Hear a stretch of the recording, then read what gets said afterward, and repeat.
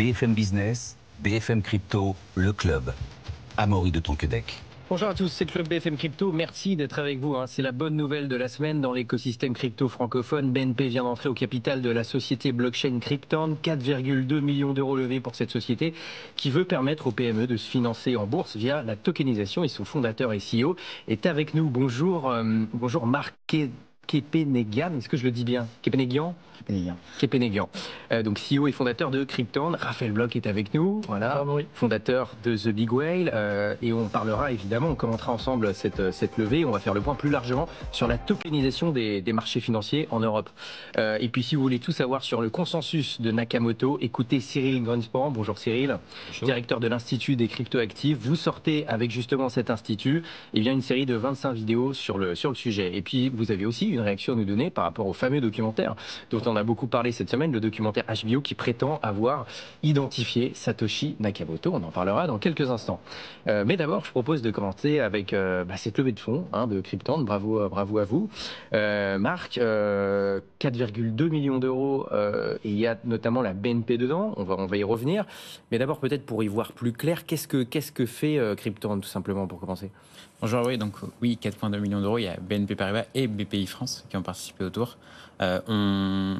Crypton a vocation à devenir une infrastructure de marché, une vraie bourse pour financer les PME françaises et européennes et permettre à quiconque d'y investir facilement d'1 euro, que ce soit directement sur la plateforme ou via leur compte titre, et d'avoir accès à un marché secondaire. Donc une vraie bourse pour PME. C'est quoi? C'est une nouvelle place de marché pour spécial PME, en gros, c'est ça? Exactement. Une nouvelle place de marché spécialement dédiée aux PME. Et à quel moment vous vous êtes dit, il y a un truc à faire quand même avec le financement des PME, ça va pas, qu'est-ce qu'on peut apporter de plus? Oui, il y a longtemps. C'était dès 2017, je me suis dit ça, et ça n'a jamais changé depuis. Je pense qu'on est tous d'accord pour dire que les PME, c'est difficile pour elles de se financer, surtout en fonds propres. Et quand il y a des logiques de réindustrialisation, de transformation énergétique, il y a besoin de financement et il y a besoin de fonds propres. Sauf que des fonds propres pour une PME régionale qui est une usine textile, il n'y en a pas. Et nous, on souhaite créer une bourse parce qu'on sait qu'il y a des investisseurs qui souhaitent financer leur tissu économique, qu'ils soient des investisseurs particuliers ou des investisseurs institutionnels. Et il n'y a pas d'instrument, il n'y a pas d'outils, il n'y a pas d'infrastructure pour financer en fonds propres. Et donc, on s'est dit, c'est notre rôle. C'est ce que j'allais vous demander un peu, c'est qui ces investisseurs derrière? Donc du coup, c'est particulier, on peut, n'importe qui, du coup, peut financer des PME via Crypton, c'est ça? Tout à fait. Donc là, l'objectif de cette série A, c'est de demander un nouvel agrément qui s'appelle SNR-DLT, qui vient d'un nouveau règlement européen qui s'appelle le Pilot Régime, qui a été voté en 2022 et qui est effectif depuis 2023, qui est un règlement européen qui a été poussé par la France, notamment par l'AMF et la Direction Générale du Trésor à Bercy. Et cet agrément va nous permettre de devenir une vraie bourse et de pouvoir investir dans les sociétés cotées chez nous via son PEA-PME, donc via sa banque, mais également au fonds qui pourra investir classiquement en nous se connectant à leurs dépositaires. Et cette levée de fonds, finalement, c'est plutôt pour financer votre croissance, votre innovation, ou alors tout simplement plutôt se conformer justement à la réglementation, ce qui coûte très cher aujourd'hui. C'est un sujet, on en parle souvent sur ce plateau. Alors nous, la réglementation, on va dire, on est sous une réglementation un peu différente que les autres fintech, et nous on le voit comme une opportunité, vraiment, parce qu'on a un règlement. Aujourd'hui, on est le seul dossier français dans ce nouveau règlement européen, un des rares dossiers européens. Donc il y a évidemment des coûts, mais pour nous, c'est des coûts qui créent de la valeur chez nous. Donc on est très heureux de se conforter à cette réglementation. Après, il y a quand même un enjeu. Être le premier, c'est jamais simple. Et on va sûrement essuyer des pots cassés, mais c'est le jeu et on l'accepte. Et peut-être ça ouvrira la voie à d'autres. Raphaël Bloch, cofondateur de The Big Whale. Vous avez eu Marc en interview dans The Big Whale. Voilà, pour ceux qui voudraient aller lire tout ça, ça se passe aussi dans The Big Whale. Raphaël, ça veut dire quelque chose quand même qu'il y ait la BNP qui investisse dans Crypton. Oui, tout à fait. Et c'est vrai que donc depuis l'annonce de l'opération hier, j'ai reçu pas mal de messages. Alors, de gens évidemment de l'industrie crypto, mais aussi de gens que j'ai fréquentés dans une vie antérieure quand j'étais aux Échos chez Reuters, donc qui travaillent dans la finance, mais qui ont effectivement tilté parce que quand on voit des acteurs comme BNP Paribas associés à tout ce qui est blockchain, tokenisation, tout de suite, et on l'a vu avec BlackRock en début d'année sur les ETF, ça donne une autre dimension au sujet. Tout de suite, ça le crédibilise. Alors évidemment, et là-dessus, je voudrais vraiment rendre hommage au travail de Marc qui, depuis 2017-2018, fait avancer aussi la régulation. Alors, c'est un travail collectif, notamment en France, mais voilà, il y est pour beaucoup. Et c'est vrai que voilà, les acteurs crypto avancent beaucoup, mais on a besoin effectivement d'avoir ce type d'acteur, BNP Paribas, qui est la plus grande banque de la zone euro, se positionner, ça crédibilise. Et puis après, surtout, ce que je trouve très intéressant, c'est qu'on se demande souvent, notamment avec toi sur ce plateau, quels sont les cas d'usage, à quoi sert la blockchain. Et là, typiquement, je trouve qu'on a l'exemple parfait de ce que peut permettre un système distribué où en fait on a des économies d'échelle. C'est vrai qu'aujourd'hui, les marchés financiers marchent très bien pour les marchés cotés avec des grandes entreprises. On l'a identifié depuis maintenant des années qu'il y a effectivement un problème de financement des petites et moyennes entreprises, donc qui passent soit par les banques, soit par des fonds d'investissement, des choses comme ça, mais c'est compliqué de se financer autrement. Et là, on a typiquement, avec Crypton et d'autres acteurs, un cas d'usage parfait où on est capable en fait, de réduire le nombre d'intermédiaires et d'offrir effectivement à la fois aux investisseurs et aux entreprises qui veulent se financer une infrastructure qui est moins chère et qui permet de faire la même chose que ce qu'on fait pour les grandes entreprises. Et moi, même si je ne sais pas si Marc sera d'accord là-dessus, mais je pense qu'effectivement, ce qu'ils sont en train de faire sur les PME va toucher en fait toutes les bourses, et même les bourses comme Euronext, le Nasdaq, et qu'effectivement, on est vraiment en train d'assister à une bascule d'infrastructures financières avec, aujourd'hui, corrige-moi si je me trompe, mais 6 ou 7 intermédiaires à peut-être 1 ou 2 intermédiaires qui permettront de se financer directement sur des marchés. J'ai encore une question quand même sur la BNP. Comment ça s'est fait avec la BNP? C'est vous qui vous êtes intéressé à la BNP ou alors c'est la BNP qui s'est intéressée à vous? Alors, nous, déjà, il faut savoir que toutes les infrastructures de marché dans le monde, toutes les bourses travaillent avec les banques et donc soit appartiennent à plusieurs banques, soit en tout cas ont des partenaires avec les banques. Une bourse, ça a besoin des banques pour fonctionner et une bourse, c'est un outil pour les banques pour financer leurs clients et pour permettre aussi à leurs autres clients de les financer. Et donc, moi, j'ai toujours cette vision. Enfin, c'est irréaliste de penser qu'une bourse peut travailler sans les banques. Et moi, depuis le début de Crypton, je dialogue de manière très ouvert avec les banques, avec qui ça se passe très bien. Et à force, on a tissé des liens, notamment avec la BNP, notamment avec BPI France, mais pas que. Et donc, vu qu'on partage, et je partage 100% ce que dit Raphaël, moi je suis convaincu que les infrastructures de marché vont évoluer, vont se désintermédier en partie. Et il y a un énorme pas à faire. Et c'est très compliqué pour une infrastructure existante qui a 7 intermédiaires d'en faire disparaître. C'est beaucoup plus simple de repartir de zéro sur des actifs, les PME qui ne sont pas déjà cotés, et de démontrer la puissance de cette nouvelle infrastructure et après d'ouvrir la voie vers d'autres instruments financiers, vers d'autres bourses. Et je pense qu'il y a une vision long terme de se dire à la fois BNP Paribas et BPI France financent les PME. Donc la réalité, c'est qu'on espère les doter d'un outil supplémentaire pour apporter des solutions en fonds propres, mais à la fois, ils sont aussi intéressés à l'évolution du capital market de manière, on va dire, plus globale. Et on sera ravis de faire avancer la réflexion sur le sujet. Bon, en tout cas, BNP y croit en tant qu'outil et du coup aussi en tant qu'investisseur. Cyril Grunsport, directeur de l'Institut des cryptoactifs. Bon, on voit qu'il y a la Société Générale avec SG Forge qui s'y met. Il y a la BNP qui investit dans Crypton. Est-ce qu'on assiste un petit peu à un match des banques, un peu à une course au Web3 du côté des banques? Effectivement, là, c'est une façon de voir les choses. Société Générale, effectivement, avait pris une initiative il y a quelques années en créant la filiale Forge et de fait, donc a créé un stablecoin qui a vu le jour et Société Générale, donc c'est mouillé sur le marché des cryptos puisque finalement ce stablecoin est collatéralisé avec des actifs de haute qualité de Société Générale. D'où une question qui me vient allez-y. Est-ce que vous allez dans cette même direction avec BNP ou pas? Alors, nous, on n'a pas vocation à émettre un EMT, donc un Electronic Money Token. On est ravis que SG Forge l'ait fait et je pense que ça sert beaucoup à l'écosystème. Après, nous, notre objectif, c'est d'être une infrastructure de marché.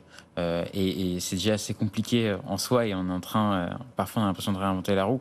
Et donc, déjà, ça nous suffit et on verra le jour où on y arrive.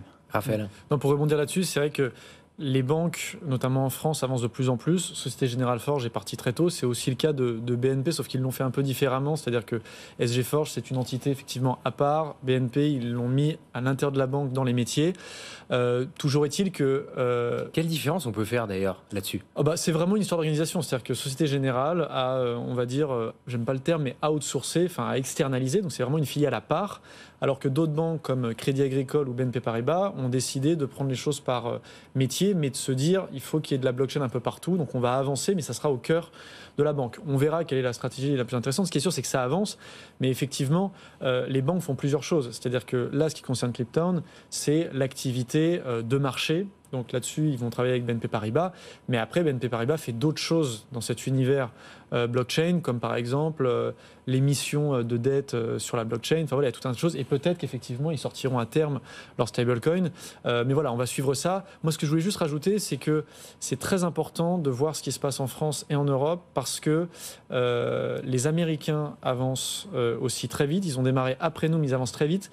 Et ils ont à chaque fois un avantage. Et j'en parlais encore ce matin avec un banquier français. Ce qu'il faut bien qu'on ait en tête, c'est que l'Europe doit être devant les États-Unis sur ces sujets parce que les Américains, et notamment les grandes banques américaines comme JP Morgan, ont l'effet de réseau. C'est-à-dire qu'à partir du moment où ils embarquent des clients sur leur système, il y a cette promesse que, parce que ce sont les plus grosses banques, finalement, ça deviendra le standard. Et c'est là où, effectivement, pour ne pas se faire imposer les standards américains, parce que c'est aussi une question de souveraineté, il faut absolument que les Européens atteignent une taille critique, parce que sinon, on va devoir se brancher forcément au réseau, par exemple, de tokenisation ou à la plateforme demain qui va être powered by JP Morgan, Goldman Sachs, choses comme ça. Donc c'est très bien qu'on ait des cryptons en Europe parce que on aura des alternatives et j'espère demain que Euronext aussi se positionnera sur ce type de sujet. Et bien justement, en parlant de Euronext, Marc, il y a quelques semaines, on a eu le patron d'Euronext, Stéphane Boujna, sur ce plateau, qui a dit que pour lui, les cryptos, c'était pas pour tout de suite. En tout cas, il trouvait qu'il y avait un risque réputationnel trop important. Comment vous réagissez à ça quand il y a un gros acteur justement de simplement une grosse place de marché comme Euronext qui réagit comme ça, qui est traditionnel? Qu'est-ce que ça vous dit, vous? Ça vous rassure ou alors au contraire ça vous inquiète? Alors je ne sais pas s'il parlait de crypto, s'il incluait la tokenisation, parce que nous c'est vraiment de l'action côté. Après, moi je comprends la position d'Euronext. C'est tout ce qu'on fait, c'est très innovant. Alors, je pense qu'il parlait plutôt de crypto en l'occurrence. Ouais, effectivement. Ouais. Là, enfin, ça les regarde, c'est une autre classe d'actifs et pour des raisons internes, ils peuvent avoir le droit et l'envie d'y aller ou pas. En tout cas, ce qui concerne la tokenisation, pour avoir échangé beaucoup avec Euronext, ils s'y intéressent, ils ont des personnes qui étudient et un jour ça viendra. En tout cas, moi j'en suis persuadé. Vous pourriez travailler avec eux? Mais moi j'en serais ravi. On a déjà travaillé avec eux dans Liquid Share où nous on aidait Liquid Share et Euronext était au capital et on travaillera avec plaisir avec eux si l'occasion réapparaît. Raphaël? Ouais, non, effectivement, c'est-à-dire qu'il y a deux sujets. Moi, j'ai évidemment vu l'excellente interview que vous aviez eue avec Stéphane Boujna. Vous étiez là, et puis vous étiez à Dubaï, je crois, à ce moment-là. Alors, à distance. Non, j'étais pas à Dubaï, j'étais à Singapour. À Singapour, ouais, pardon, Singapour, voilà. Vous étiez à Singapour, ouais. voilà. Singapour, où justement, je suivais ces sujets et à ce niveau-là, il y a plein de choses où les pays asiatiques sont en avance, mais sur toute la partie tokenisation, là, il y a un peu de retard. C'est davantage, je pense surtout là pour le coup à la Corée, où c'est un marché retail et on pense moins en termes d'infra. Mais juste pour finir sur Stéphane Boujna, c'est vrai qu'il y a vraiment deux sujets. Il y a le sujet infra-tokenisation, c'est ce que fait Marc et d'autres acteurs du secteur. Et puis après, il y a vraiment celle sur nouvelle classe d'actifs qui nous intéresse avec Bitcoin et d'autres crypto-monnaies. Et là, j'allais dire, c'est un peu la voiture par rapport aux routes. Et effectivement, Euronext peut décider, moi je pense que c'est une erreur, mais peut considérer qu'ils n'ont pas à date d'intérêt à aller sur ces marchés. Le seul problème, c'est qu'ils prennent le risque qu'il n'y ait pas de volume en Europe sur ces questions et que ça parte aux États-Unis. Si je peux rajouter un point, sur les infrastructures de marché urbain, il y a aussi Euroclear qui est le dépositaire central de titres. Et eux, ils avancent beaucoup, ils font plein de choses. Et je pense que ça montre aussi qu'il y a une vision commune. Et les bourses allemandes avancent toutes sur ces sujets. Raphaël a parlé des États-Unis. Ils ont mis plusieurs centaines de millions sur le sujet. Je pense qu'il y a quand même un mouvement. Et ce mouvement, pour moi, il est certain pour une raison simple, c'est que les infrastructures de marché, comme elles fonctionnent aujourd'hui, on peut les rendre plus efficientes. Ça, il y a un consensus. Je pense qu'on est d'accord qu'on peut les rendre plus efficientes. Nous, on a une vision de l'efficience qu'on veut donner. Peut-être qu'il y en a qui en a d'autres. En tout cas, je pense qu'on est d'accord qu'on peut les améliorer. Et à partir de ce moment-là, il faut explorer la tokenisation parce que c'est fait pour. Cyril Gonspan, avant qu'on passe au consensus de Nakamoto, est-ce que vous avez quelque chose à dire là-dessus? Une réaction ou une question à poser à Marc? Oui, en fait, parce qu'en fait, souvent, quand on lit comme ça, il y a eu des levées de fonds. Donc, déjà, félicitations pour cette bonne nouvelle. Est-ce qu'on peut savoir, finalement, est-ce que la société, BNP Paribas va devenir actionnaire de votre société ou bien BNP Paribas achète uniquement la R&D et pareil pour BPI? Alors, non, BNP SA et BPI France SA sont rentrés à notre capital, ils sont actionnaires en direct, pas via un des fonds. Et donc, on les a en actionnaires et on est ravis. Il faut lire The Big Whale. Voilà, c'est aussi à retrouver effectivement sur The Big Whale. Bon, Cyril Gonspan, donc je rappelle directeur de l'Institut des cryptoactifs. On va parler tout de suite du consensus de Nakamoto, parce que c'est vous avez sorti quand même 25 vidéos sur le sujet. Peut-être que vous pouvez nous rappeler, c'est quoi le consensus de Nakamoto en quelques mots, sans spoiler entre guillemets toutes les vidéos que vous avez sorties et que vous allez sortir. Écoutez, la meilleure façon de vous l'expliquer, c'est de citer Montesquieu. Voilà, je pense. Donc, dans son grand ouvrage de l'Esprit des lois, Montesquieu passe en revue différents régimes et celui qui a sa préférence, la monarchie, il en dit la chose suivante: chacun va au bien commun, croyant aller à ses intérêts particuliers. Voilà. Eh bien, finalement, nous avons voulu savoir si cette citation pouvait s'appliquer également au réseau Bitcoin, où les mineurs sont donc les principaux acteurs essentiels. On peut imaginer qu'ils travaillent chacun pour gagner le plus d'argent possible. Est-ce que leur action a pour effet que le réseau soit effectivement sûr et avance avec confiance, que les transactions sont donc bien enregistrées régulièrement? Voilà. Alors, ça, c'est ce qui se passe sur le papier, mais vous expliquez que c'est pas exactement le cas, qu'il peut y avoir des failles dans l'algorithme. Voilà, donc on a essayé de vulgariser cette question-là, qui est assez difficile en fait, car finalement donc la réponse à cette question, c'est non. Et on le sait finalement. On savait que depuis 2013 que les mineurs ne sont pas incités à être honnêtes à partir du moment où ils disposent d'une certaine puissance de hachage relative. Simplement, on ne savait pas très bien pourquoi. Et finalement, donc on a compris, donc c'est l'objet de travaux avec mon collaborateur de recherche, Ricardo Pérez Marcou. Eh bien, on a compris l'origine du problème. C'est une faille qui est due à l'algorithme d'ajustement de difficulté. Si vous voulez, dans une première phase, donc cette phase peut être exploitée par des attaques.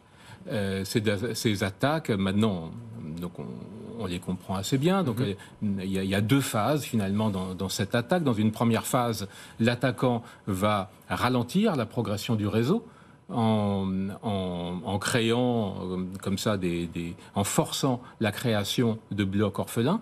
Donc ce qui va ralentir le réseau et ce qui va donner lieu à et dans cette première phase, l'attaquant perd de l'argent, mais continue quand même à en gagner un peu, mais moins que s'il minait honnêtement. Et puis dans une deuxième phase, après ajustement de difficulté, eh bien là, c'est jackpot. Là, les blocs parviennent beaucoup plus vite, et cette même stratégie qui n'était pas rentable au début le devient fortement. Et là, le mineur attaquant commence à récupérer tout ce qu'il avait perdu dans une première phase et devient bénéficiaire. Voilà. Donc c'est ça qu'on a voulu expliquer. Bon, et donc ça, vous l'expliquez, c'est quoi? C'est dans les 25 vidéos que vous avez publiées sur YouTube, on peut les trouver? Il y en a beaucoup, il y en a 25. Ouais. On a voulu détailler au maximum, on a voulu s'adresser au plus grand nombre, ce qui fait qu'on est reparti finalement de la base.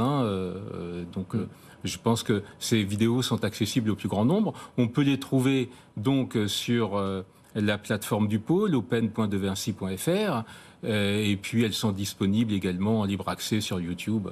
Voilà. Absolument, voilà. Allez regarder ces 25 vidéos du coup sur le consensus de Nakamoto. C'est très technique, mais justement, Cyril va vous expliquer à comprendre tout ça correctement. Et puis, je voulais quand même vous faire réagir aussi sur la sortie du documentaire cette semaine, HBO, qui a fait beaucoup parler, qui s'interroge sur la figure du génie, voilà, qui a créé le Bitcoin. Et vous dites que voilà, il a pas agi pour la fortune ni pour la gloire. Comment est-ce que quel est votre point de vue là-dessus? Alors, clairement, c'est vraiment un cas un peu unique, je crois, comme de créateur qui n'agit ni pour la gloire, puisque jusqu'à preuve du contraire, on ne sait toujours pas qui c'est, ni pour l'argent, puisque on sait que la plupart des bitcoins minés par Satoshi Nakamoto n'ont jamais été transférés à quiconque. Donc, dans l'histoire, il y a peut-être comment dirais-je, les artisans de créateurs au Moyen-Âge de la cathédrale Notre-Dame, par exemple, qui alors ils agissaient parce qu'ils étaient animés d'une forte foi, évidemment, mais ils n'agissaient pas pour la gloire. Vous ne trouvez pas vraiment de comparatif, en tout cas, dans l'histoire de personne. Okay. On peut revenir, néanmoins, on peut comprendre pourquoi il était nécessairement anonyme. Et là, j'en reviens à Montesquieu, parce que Montesquieu a écrit les lettres persanes, comme vous le savez, et il l'a publié de manière anonyme, parce qu'il n'était pas possible à l'époque de sortir un tel livre sous son vrai nom. Et bien, de même, Satoshi Nakamoto ne pouvait pas sortir le Bitcoin avec son vrai nom, étant donné notamment l'attaque sur d'Icache de David Chaum, qui a été fermé par la justice américaine en 2000. Il n'était pas possible de développer ce qu'il a fait sans être anonyme. Donc la citation de Montesquieu s'applique pas forcément à tous les mineurs, mais en tout cas peut s'appliquer à Satoshi Nakamoto. Raphaël Bock, rapidement, il nous reste quelques secondes. Est-ce que vous avez, je sais pas, une réaction à ce qu'on vient de dire là sur la sortie de ce documentaire? Oui, alors je n'ai pas encore vu ce documentaire, je vais le faire. Mais on a un petit peu entendu, voilà. Oui, exactement. Non, forcément, et on en a aussi nous beaucoup parlé avec l'équipe. Non, ce qui était intéressant, c'est que je pense qu'il y a une grosse différence entre effectivement les gens qui, comme nous, depuis des années suivent ces sujets, se passionnent pour Bitcoin, la technologie et tout ce qui l'entoure. Et puis après, il y a le grand public et on est bien placé pour savoir que ça reste encore un sujet minoritaire. Donc il y avait la question de savoir qui est Satoshi Nakamoto. Moi, j'espère qu'on ne le saura jamais. Je suis convaincu que c'est effectivement un groupe d'individus. Pour vous, c'est un groupe? Moi, là, pour le coup, on est entre la croyance et l'espérance, mais en tout cas, j'espère qu'on ne le saura jamais. Je suis convaincu, effectivement, c'est un groupe parce que tout seul, ça paraît impossible de lancer quelque chose comme ça. Et puis surtout, moi, je trouve que la vertu de ce documentaire, c'est que, de ce que j'ai entendu, il est très bien fait et il permet de comprendre ce qu'est Bitcoin. Et je pense que c'est la chose essentielle. Quoi qu'il arrive, voilà, avec les 100 millions d'abonnés à HBO, quand même, ça met un gros coup de projecteur sur le Bitcoin et tout l'écosystème. Merci beaucoup, Raphaël Bock, cofondateur de The Big Whale, d'avoir été avec nous. Un article aussi à retrouver avec Marc et toute la levée de fonds sur The Big Whale. Et puis, merci à Cyril Conspan, directeur de l'Institut des Cryptoactifs, d'avoir été avec nous. Les 25 vidéos à retrouver sur YouTube sur le consensus de Nakamoto. Et puis, Marc Kepenegian, donc CEO et fondateur de Cryptand. Merci d'avoir été avec nous. Rendez-vous demain 15h avec Guillaume Sommerer pour les pros des cryptos. BFM Business, BFM Crypto, le club.